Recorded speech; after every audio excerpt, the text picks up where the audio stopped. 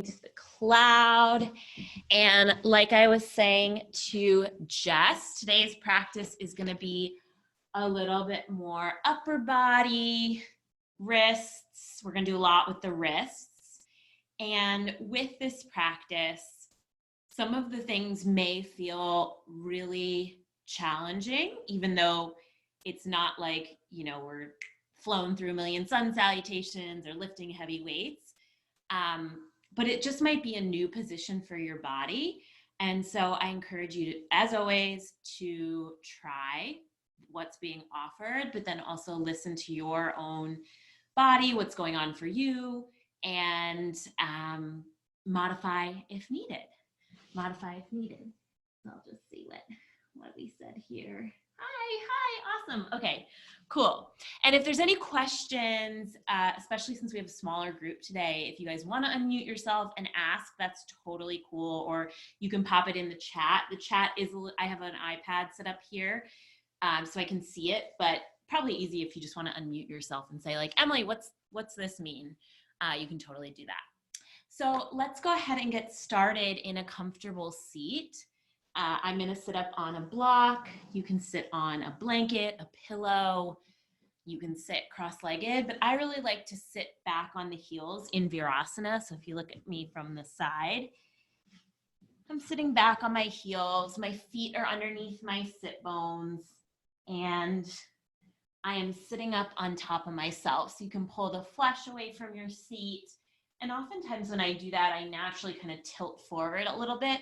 So then let yourself settle back, not because you're rounding or arching in the spine, but just because you're relaxing into yourself, relaxing into the structure of your physical body. And then go ahead and close your eyes. Together, let's take a deep breath in. Open your mouth, let it go. Big inhale. Big exhale. One more like that, full breath in. Full breath out. And then just taking these first few moments to drop in, to drop your energy into yourself. Perhaps you had some time before this and were meditating or being quiet with yourself or journaling, or perhaps you've been around people all day, you've been active. But wherever you are, allow yourself to land right here. I just like to imagine all of my energy kind of spiraling back into my physical body. If there's another image or visualization or metaphor that works for you, use that. But let yourself drop in and give yourself permission for this next hour or 55 minutes to be here now. You've committed to this class. You've committed to yourself. Allow yourself to fully be here. And that doesn't mean that the mind won't wander. Someone might come in and distract you and pull your energy out. But it simply means that you're committed to returning to yourself. Full breath in. Full breath out. On your next inhale, reach your arms up, stretch your arms long. You can go ahead and open your eyes, keeping your sitting bones rooted down onto the floor or onto your block or whatever's beneath you. Lift up a little bit higher by growing your waist, and then grab onto your right wrist with your left hand. Take a stretch up and over to the left. So root down through both sitting bones. You can look up and underneath that right armpit. And really lengthen out through both side waists, but especially that right side waist. Inhale, come back through center, even out, reach up higher through both arms, and then grab onto your left wrist with your right hand, root through both sitting bones, lift up and out of your waist, look up and out underneath that left armpit. Full breath in, full breath out. Come back through center, reach up, left hand drops down, walk the fingertips out. lean up and over to the left. So both sitting bones root down. Once again, you can bend the elbow here, but the point isn't necessarily to crunch down, it's to lengthen out.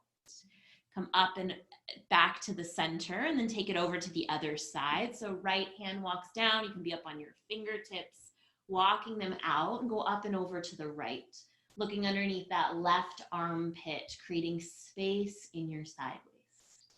Inhale, come back through center, interlace your fingers, press your palms up. So they're interlaced like you're weaving a tennis racket or you're creating a tapestry.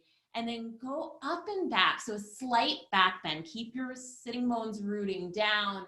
And then the back bend starts actually at that pubic bone comes forward, your navel comes forward, your sternum comes forward, and maybe you start to look up and back.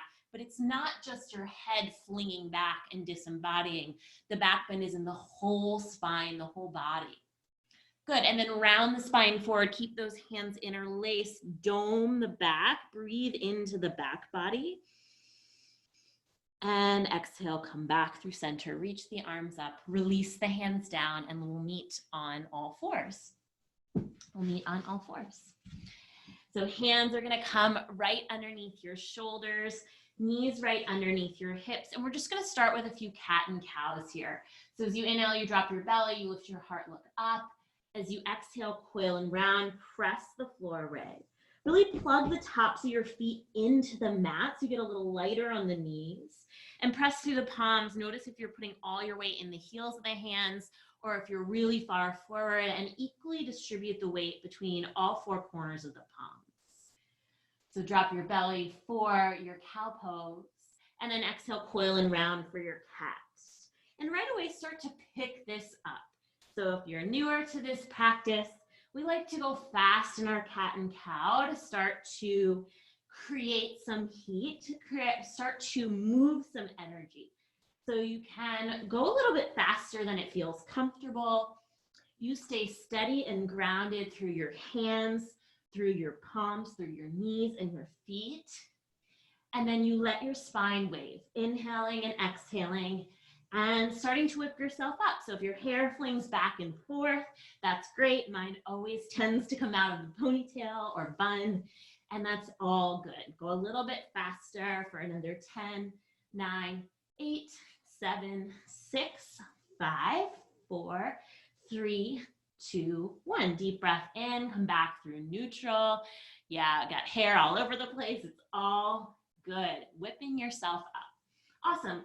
Now flip the right palm all the way around 180 degrees so the fingers face back towards the knees. The fingers, so oftentimes in yoga, people will say like, spread your fingers really wide. You don't want your fingers spread so wide. You want it like a neutral hand. The fingers point back towards the knee. And then the wrist points straight forward, so it's parallel with the top of the mat. And the heels of the hands line up so that that heel of the right hand is still underneath the shoulder. Start to take circles around this wrist. So a lot of people have been telling me that they've been having shoulder pain or wrist pain or neck pain from more time on screens, more time on phones, and just general tension in the energetic body. And so this is a really great practice. Something you can do if you're watching TV or you're watching an Instagram live is to open up the wrists by circling around it. And then look forward. So you're really isolating this movement around the wrist. You're letting yourself therapeutically cleanse that joint, clean that joint, but you're still looking, what's out in front of me? What's out there for me? What's in my future? Come back through center and then switch directions in the circle.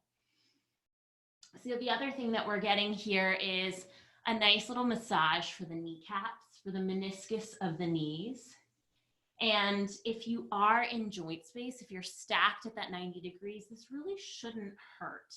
It might be uncomfortable, especially in the wrist if this is new to you, but over time, it will become less painful. Good, come back through center, flip that palm around, don't shake it out, just plug it right back in. And then left palm flips around so the fingers point back 180 degrees. Be really precise, so don't let the fingers come out towards the side unless you really can't get them all the way back. Micro bend in the elbow, so no hyperextending of the elbow, a little bend in the elbow to stay in the joint space.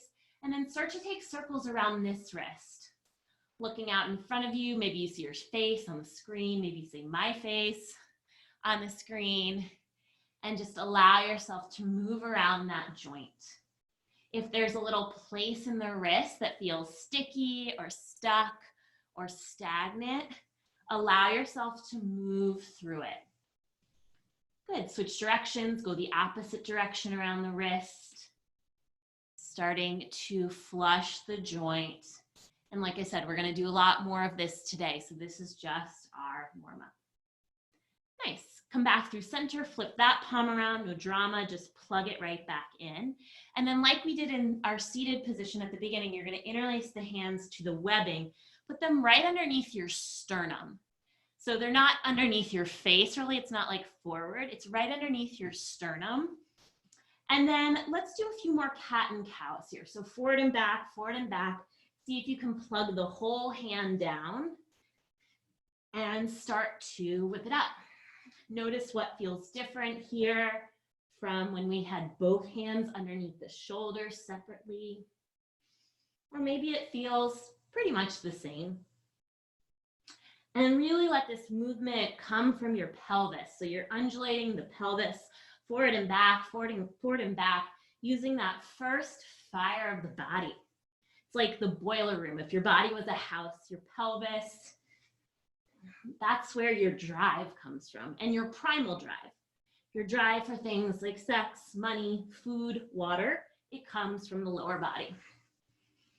Good, come back through center, pause, and then we're gonna flip onto the top of the hands. So you're just gonna flip the hands, keeping them interlaced onto the top of the hands. This is where things might get a little spicy.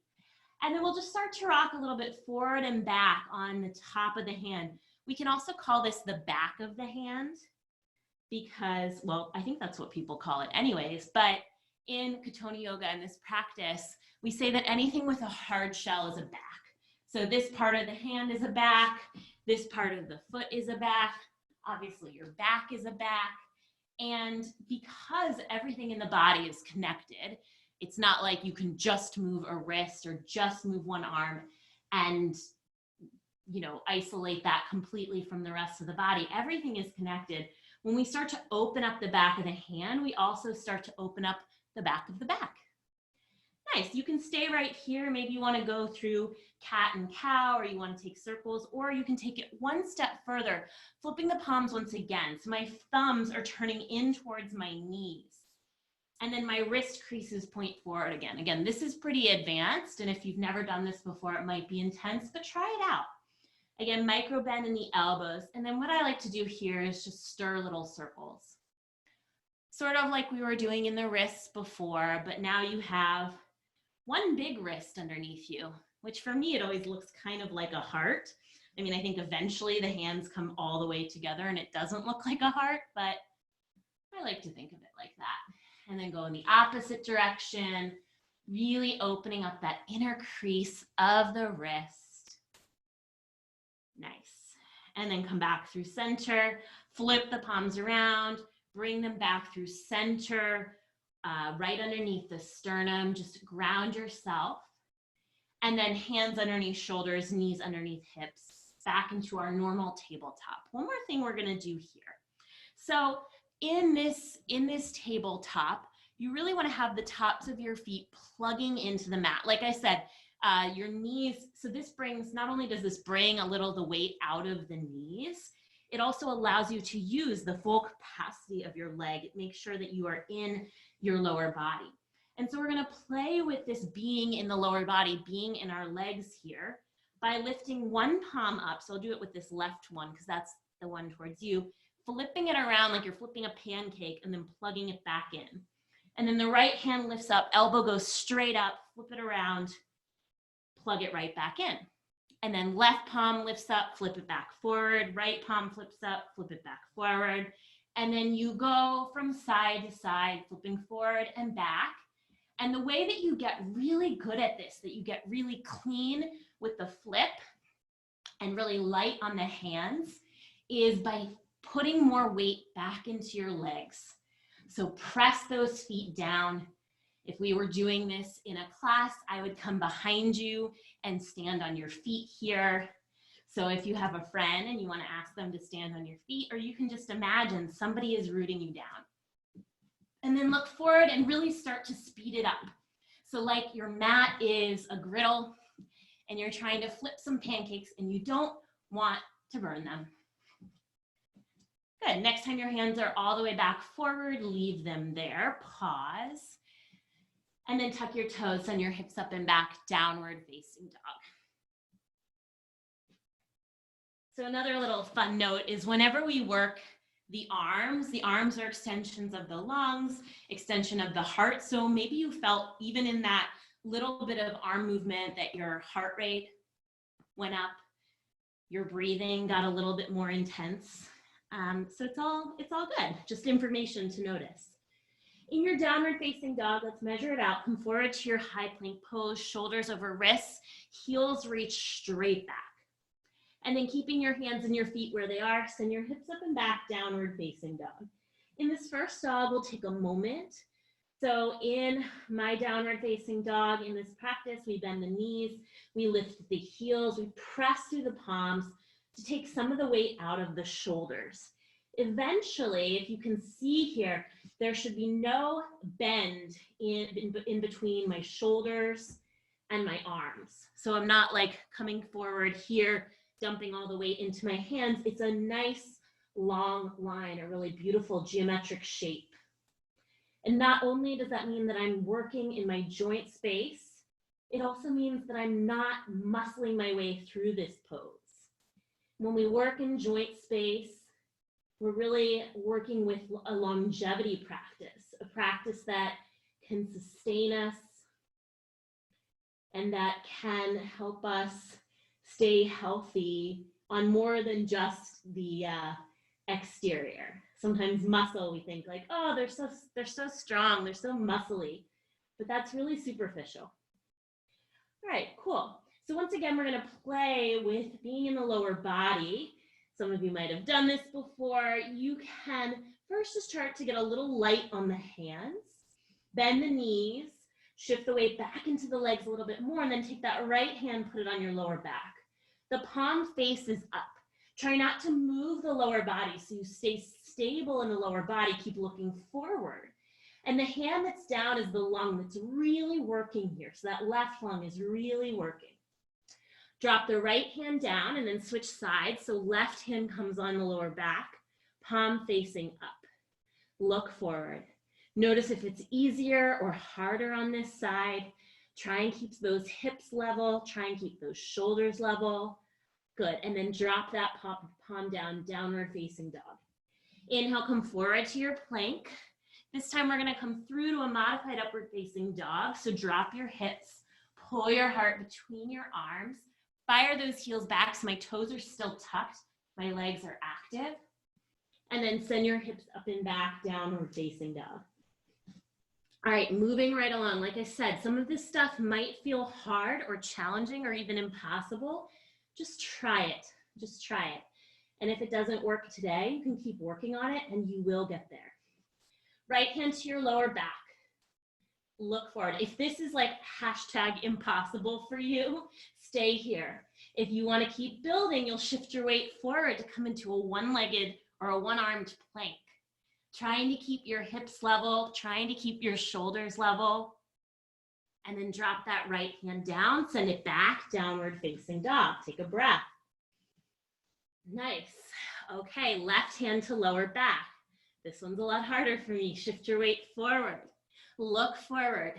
Keep your hips level. Keep your shoulders level as best you can. And then drop that left hand down, downward facing dog. Hips go up and back. You can roll it forward to your modified up dog. Dropping your hips, pulling your heart between your arms, and downward facing dog. Take a breath in and a breath out. All right, so what we're gonna do next is we're gonna work moving forward with that little one-handed movement. We're gonna come forward into a one-arm plank, and then we're gonna take circles around the wrist. And if that feels, like I said, totally crazy, try it, but then you can always come back and drop your knees down and do what we did before, taking circles around the wrist with the knees down. But if you want to try the variation, you'll start in your downward facing dog, right hand to lower back, palm faces up, and then shift your weight forward, coming into your one-arm plank. And then start to take circles. Really, the circles come from the hips here. So we are working a little bit of the core, the lower body. Starting to move around that wrist joint and move around the hips. They might not be perfect circles. That's totally okay. Drop the right hand down. Send it back down to your dog. Take a breath in. Let a breath go. One more side, left hand to your lower back. Shift your weight forward. Maybe you just practice staying here, or you can really start to work on those circles and notice where it might be hard for you to go in these circles. Is it hard to get your hips over to 3 o'clock? Is it hard to get your hips over to 9 o'clock? Is it hard to get your pubis forward? It's all just information. Drop your left hand down, send it back to a dog.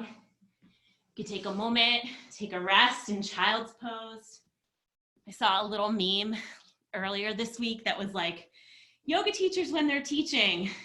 And the yoga teacher's like counting and talking. And so something that normally you hold for 5 breaths, the teacher holds for like 25 breaths. And then the next slide on the meme was like, yoga teachers teaching on Zoom. And then they shorten it down to like 3 breaths because they're doing it at the same time. And it is hard. It is totally a challenge. All right. We're going to do one more thing in our plank. So hopefully you guys are feeling warmed up. Your wrists are feeling warmed up. And what we're going to do here is we're going to practice those little pancake flips of the hands. I call these the pancake flips, where we're flipping the palms forward and back, except for in our plank. So you can start in your downward facing dog, or you can start in tabletop. Find your way to your nice long plank, so 90 degrees, and then start to flip the palms. And really get light on the hands. Keep looking forward. Imagine your collarbones reaching out to either side. If you need to take a rest, or drop down onto your knees. And actually, let's all drop down onto our knees if you're not there already. And there is one additional variation that you can do in the plank, but we can practice it here on hands and knees. And so instead of just flipping the palms and drawing the elbows up, we can take this as a big stroke. So I'm going to reach that right arm forward, back, and down. The palm lands flipped backwards. And then the left hand reaches back and around. It lands flipping backwards. And then to bring it back forward, the right arm will stroke forward, landing regular, fingers facing forward, and then left hand strokes forward. So back and forward, and the whole time you're plugging the feet in, you're broadening the collarbones out to either side, you're looking forward, and even though we said before, you can't necessarily isolate a movement, you are trying to make this movement originate and stay in the upper body. Nice. Next time you have both hands forward, land back into your tabletop. Let's all come up onto the fingertips just to bring a little bit of levity and lightness here. So tent your fingers and circle your hips in one direction. Noticing the difference, how it feels from having palms down on the mat and up onto fingertips. Maybe not in the duality of this one feels hard and this one feels easy, or this one feels wrong and this one feels right, but just notice the difference. For me, palms down feels way more grounded, way more stable, but also a little heavy. And then when I come up onto my fingertips, it isn't easy for me. I don't necessarily like this, but it does feel lighter. It feels like I can move my hips more and have more freedom. Beautiful. Bring both hands down. All right, we're gonna get into the hips a little bit more. Like I said, guys, if you have questions, feel free to unmute yourself and hop on, or else I'm just gonna keep going. Left knee is gonna come in and right leg is gonna sweep around the left so that the left knee comes behind the right and the feet go wide. Sort of like if you're familiar with the beginning of an eagle pose or you're familiar with Gomukhasana cow face shape, that's what we're doing here. But basically the left knee comes into the right and the feet go wide. Nice. And then come up onto your fingertips, broaden through your collarbone. Once again, take those circles with the hips, really working to move the hips clockwise, imagining that there's a clock behind you and that you could get every hour of the clock.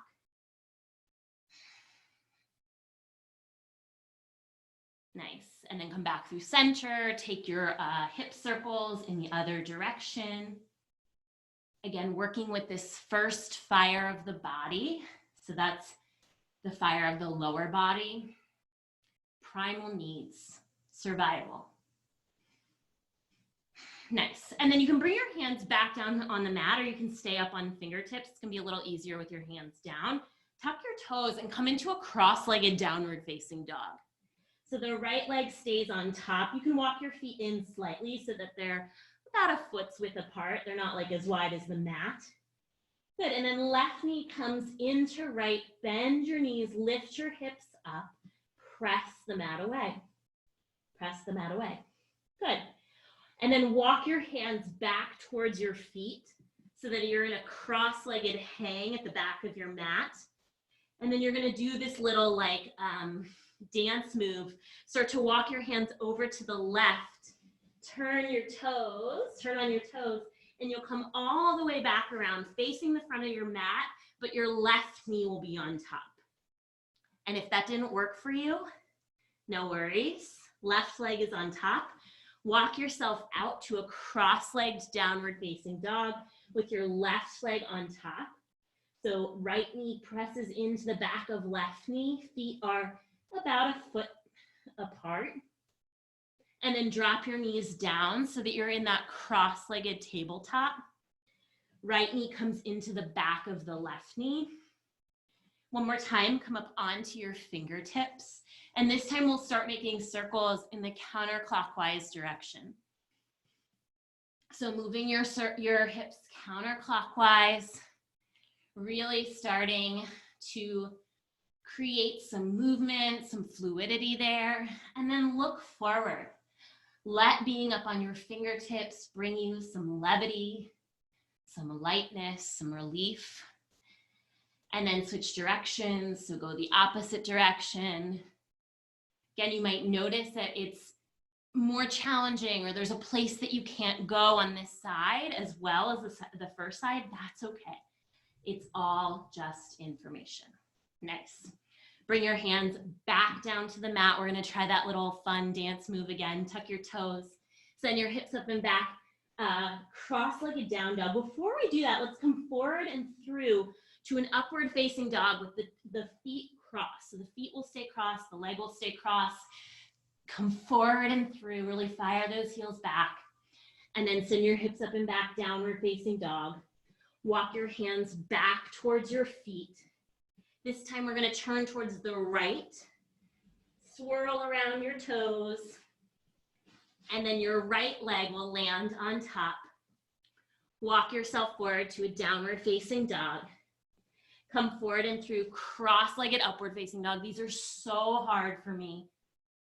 And downward facing dog. Drop your knees back down onto the mat so you're in a cross-legged dog with the right leg on top. All right, so you guys can take a little break, come to sit back. I'm gonna demonstrate something, what we're gonna move into. This is kind of our, I don't know, like most challenging pose or peak pose or what we've been working up towards. We are gonna work on a flipped dog. But likely this might be different from a flip dog that you've done in the past. We are gonna start in our cross-legged all fours, to come up into our cross-legged downward facing dog. So I'll tuck my toes and my hips up and back, downward facing dog. Again, feet are, they're not as wide as the mat. They're hips width distance apart, so about a foot's length apart. And then I'm gonna shift my weight forward. My right hand, so the same hand that foot is on top, is gonna come underneath my nose. I'm gonna lift my left hand as I lift my hips up, untwirl my legs, and I'm in my flip dog. So some things to note here, my feet are planted strongly underneath my knees, and you should see some right angles. So right angles in my knee, right angle in my wrist.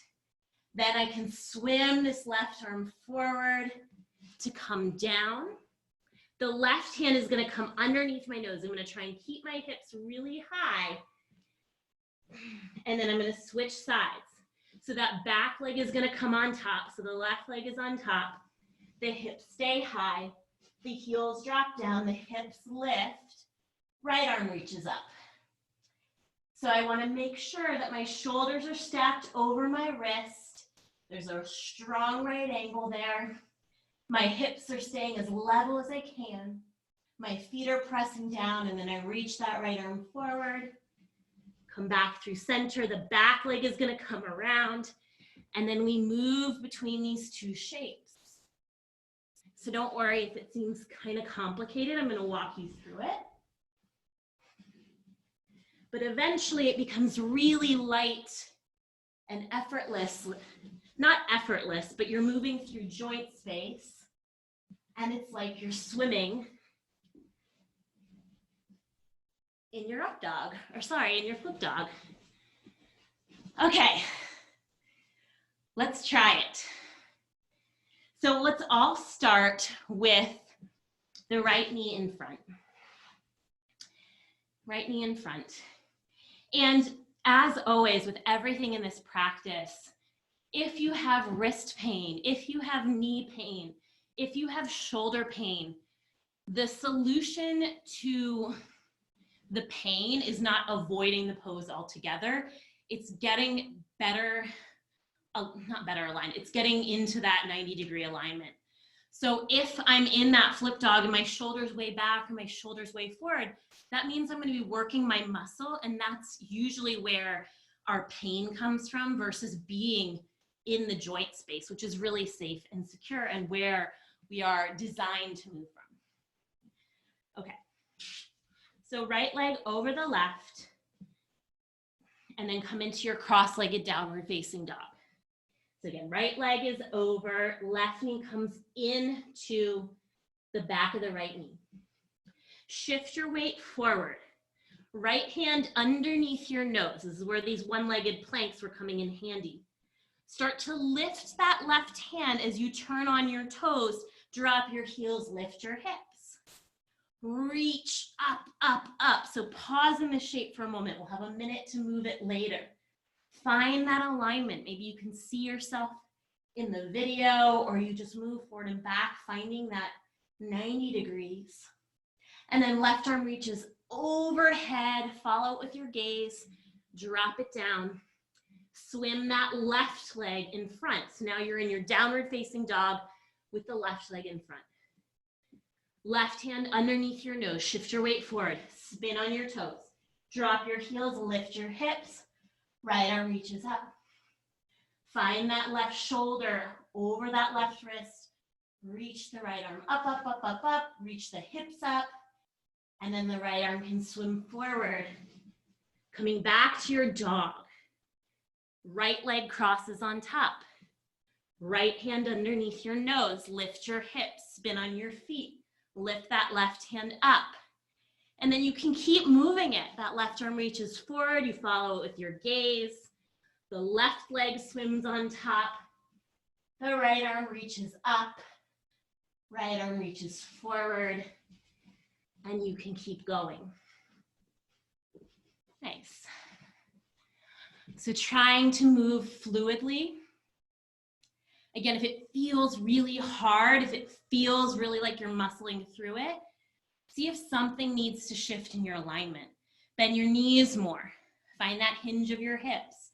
Make sure that your right shoulder, the bottom hand is stacking right underneath the bottom shoulder. And then when you need a moment to pause, take a pause. Take a pause. But do it evenly on both sides. Maybe seeing if you can make it really fluid and light, like when we were working on flipping the palms. So nice. Yeah, and really work on lifting those hips up so the hips stay lifted the entire time. Good. Taking another round each side. And then we will meet in, let's meet in a child's pose. So you can drop your knees down.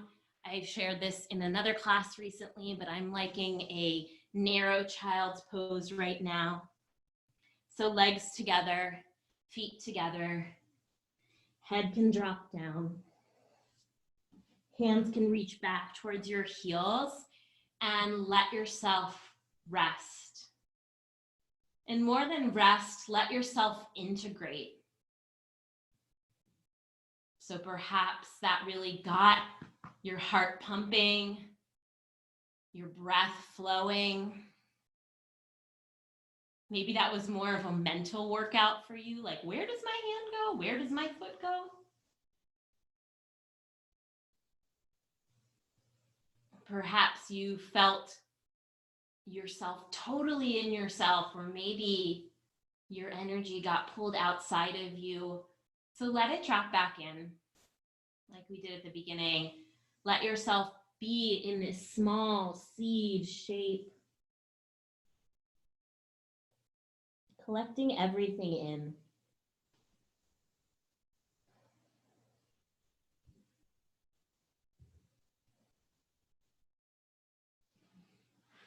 Okay. When you're ready, come to sit back on your heels. And we're going to take a camel pose. So again, I'm going to demonstrate this. We just did a pretty big back bend. Camel is a back bend, but it also has a forward bend in it, how we do it here. And so I'm going to demonstrate and then we'll do it together. So you'll start in that little seed pose. And like I mentioned at the beginning of class, the back bend isn't just coming from the head. It's not just coming from one part of the back. It is the full. It starts at your pubis, goes to your navel, your sternum, and then your chin and your head. So we're going to start in the camel pose with the hands to the heels, starting to look forward, look forward, look forward. You're going to keep looking forward, really bringing yourself up, and then there'll be a moment where your hips need to pop forward to come into the full expression of the shape. If it feels okay, you can drop your head back. Release any clenching in your butt, and then to come down, you fold yourself into yourself. So you stick your butt out to sit back on your heels, and then you fold yourself back into that little seed. So one more time, I'll show it. You start with your hands on your heels. Try and keep that connection. Look forward, look forward, look forward. Push the hips forward to pop up into your camel. The head can drop back, and then you fold it right back down. So with this shape, we are working in joint space. And when we are in that joint space, we can really keep it moving. Going forward and back between our seed and our camel, folding and unfolding. And if you can't keep the hands on the heels, if they have to pop up for a moment, that's okay. But fight for the contact, fight for the connection. Once you've done 3 or 5, we can meet back in that little seed. Holding on to the heels, letting the chest rest on the thighs. So also in this practice, like I said, something with a hard shell is a back. Something with a soft juiciness to it is the front. So obviously this is the front of us, this by meaning our chest or belly. And actually the front of our thighs is the back of the thighs. That's like the softer, juicy part. And there is this feeling of safety when you put a front to a back. So when we fold ourselves into the seed, we have the front of our chest connecting with the hard shell of the back of the thighs. We find that contact, that safety. Nice. Okay. Let's come up to sit. And we're gonna do a few seated twists. How we doing? We lost a soldier. It's all good. Come to a wide-legged straddle. So this is a really great pose to sit up on something. I have a yoga blanket here, but you could use any sort of blanket, any sort of towel. You just want to have a nice fold so that you have a strong seat, an even playing field, a stable foundation. So if you sit up on something that's a little wonky or a little lumpy, you're not going to feel that connected feeling of being safely plugged in. And that's what we want here from the lower body. Because when we have that safety and that stability in the lower body, then we have a freedom to move and make shapes, to twist, to go out with the upper body. So pull the flesh away from your sitting bones so that you're really sitting up on your perineum, that's the space between the genitals and the anus. So that should be pointing straight down into your blanket, into the mat beneath you. And you'll see that I'm giving a pretty generous bend in my knees here. So when we lock a joint, whether it's the knees, the elbows, anything, when we lock a joint, we kind of, it's like locking a door. You cut off contact to anything beyond the joints. When we lock the joints here, you can even try it, like straighten your legs. I know I start to feel rounding in the lower back because I'm just using the strength of my thighs versus being able to sit up on myself and find some movement there. So bend in the knees. It can be, just a small bend or a pretty generous bend. Knees point straight up, toes point straight up. If you have blocks, make sure that your blocks are handy, or even if you have a pillow or a cushion, you're just gonna start to walk down, and we're first gonna come into a forward fold, just a simple forward fold here. Again, you can pull the flesh away from your sitting bones. Again, we want to keep that feeling of plugging into the mat. So bend your knees, or plugging into your blanket. Bend your knees as much as you need to keep that feeling of connection, perineum plugging down into the earth.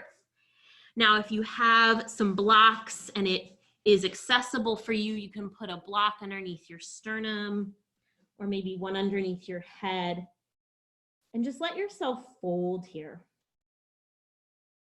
Letting the upper body be a little soft and passive while keeping the lower body engaged, active, not in struggle, but in connection, in stability.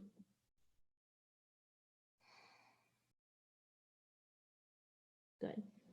If you had those blocks, you can move them off to the side. Walk your fingertips out, come up onto the tented fingertips like we did before. Lift yourself up and out of your seat.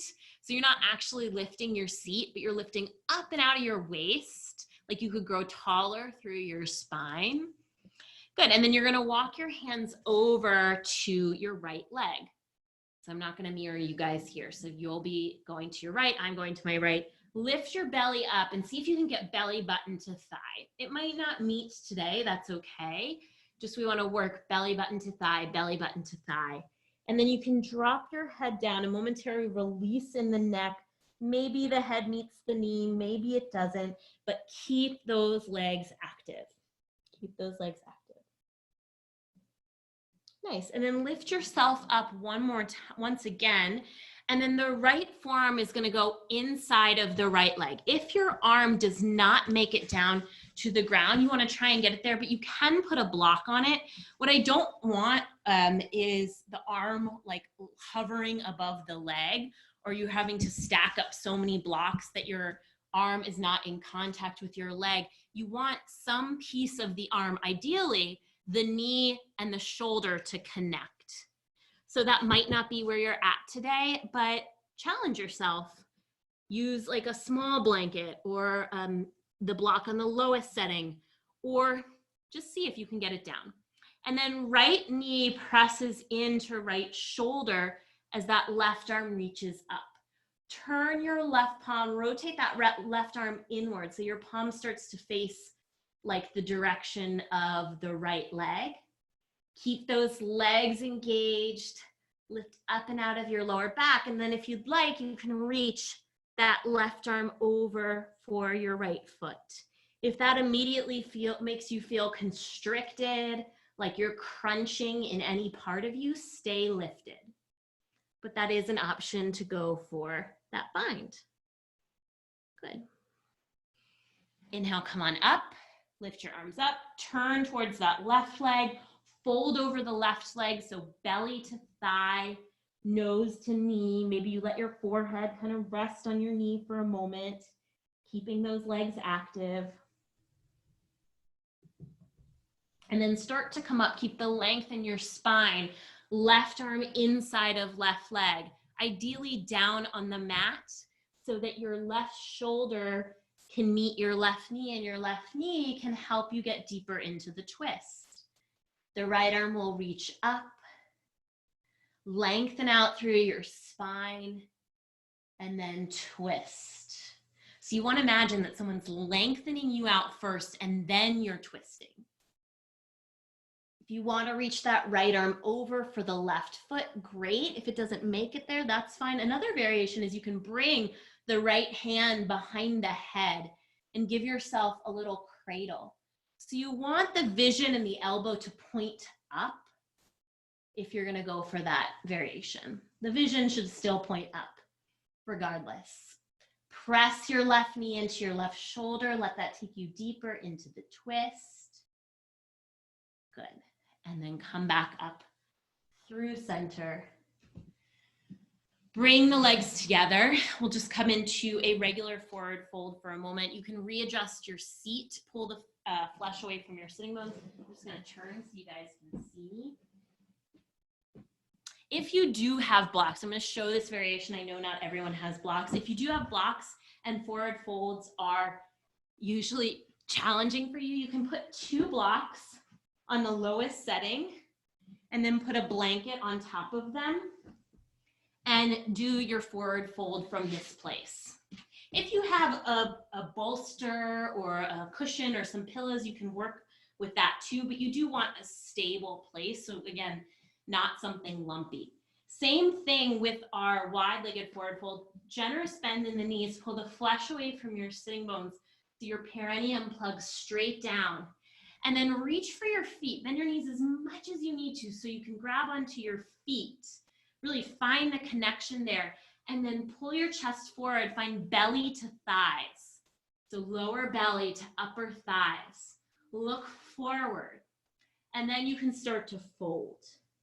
Whether you have blocks underneath your seat or not, if you want to stay in this shape a little longer, you can make it restorative by stacking a block or 2 underneath your head.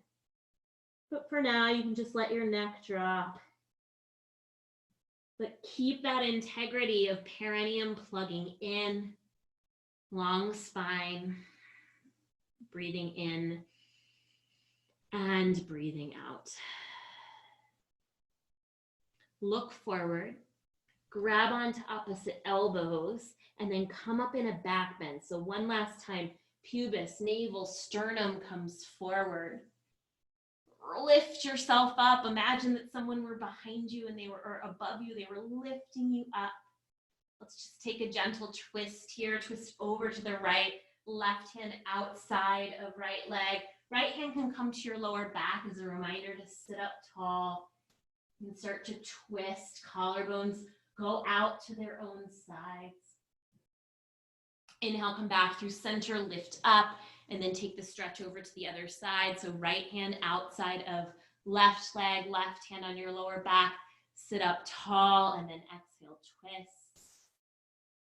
Inhale, come back through center, and then we'll come to find a seat to end with a little pranayama or breath work. So I suggest sitting up on a block or 2 blocks or a pillow or a blanket. One last time, pull the flesh away from your sitting bones so that you are really plugged in on your perineum. And then bring your hands to your hips. We're going to start by undulating the hips or rocking the hips forward and back, forward and back. So once you kind of have an idea of where we are, you can close the eyes. So inhale forward, exhale back. And just start to move the breath and the body together. So one final time, we are stoking this first fire of the body. We're igniting this first floor, your primal needs. So you can imagine that you have a matchbox underneath you and you're striking a match underneath you. Forward and back and forward and back. And when it starts to get a little challenging, when it starts to maybe not be easy anymore, that's when you want to keep going and keep pumping the breath in and out.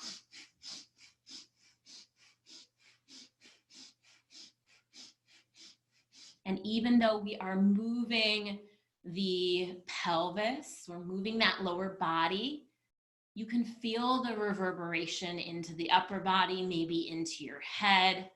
So you can let it be a little bit more wild for these last few. In and out, in and out.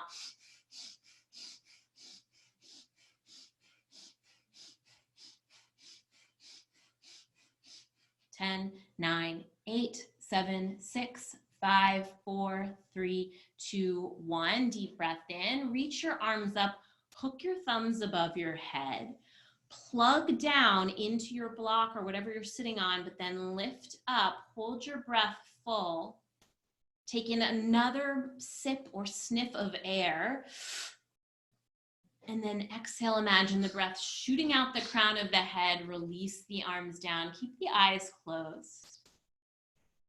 Nice. Good. So moving up to the second fire of the body, that's the fire of the heart. It's how we connect with others. It's our love, romance, passion. And interlace the fingers to the webbing. So we're going to do this one, interlacing the fingers to the webbing, and that's going to go behind you. So you're going to bring it up to the middle of the back. I'll just turn around for a moment so you can see where my hands are. And then the thumbs point straight up. So the thumbs kind of ride the shoulder blades. And here we're going to do a little flap of the wings. So it's going to be an in and out, in and out. Again, the movement is mainly coming from the middle body, the second floor, but the whole body will move with it. So in and out, in and out.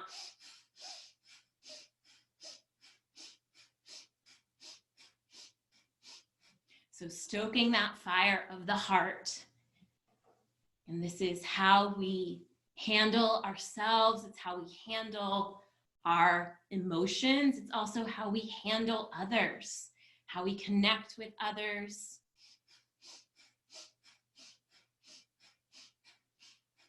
So moving anything here that might feel stuck or stagnant, in and out, in and out, in and out. Letting your wings flap, letting them be kind of big. And then for these last few, let's make them really small. So instead of being a bird, you're like a little bug. Maybe you can hear it in my voice. It's vibrating in and out. Again, letting the movement, letting the breath shake free anything that you no longer need.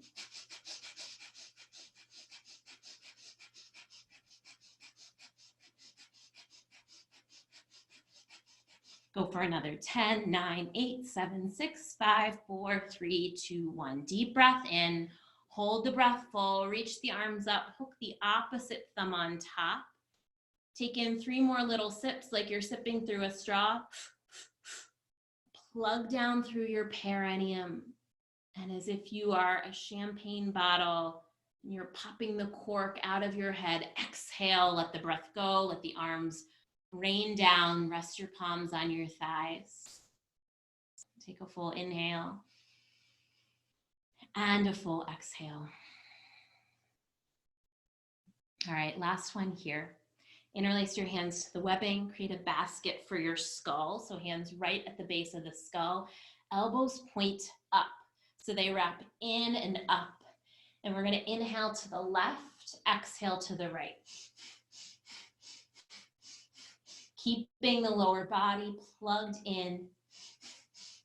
A little bit smaller movement here, rotating around your spit.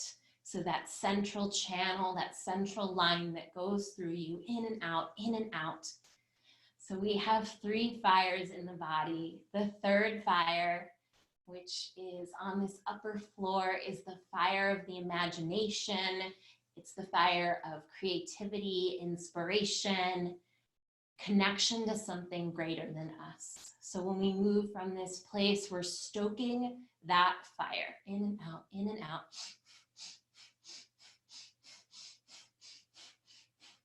And while the creativity, inspiration can certainly be fueled and lit on its own, it shines brightest when the other 2 fires are burning steady beneath it.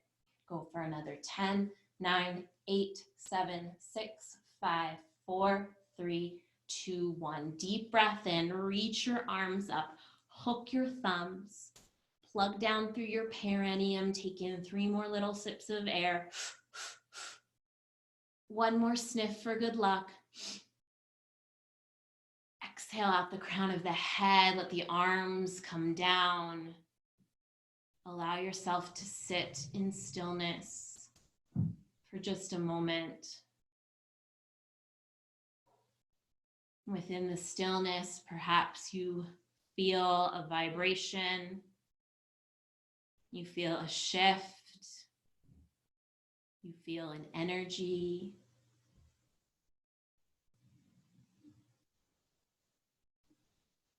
Knowing that through this practice, you are not only changing your physical body, you're changing your chemistry, you're changing your neurology.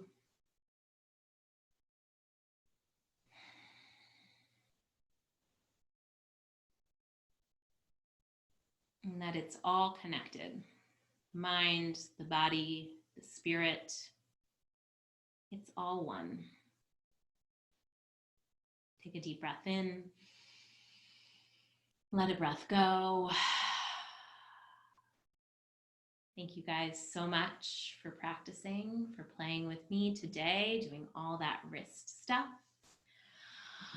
I'm going to stop the recording.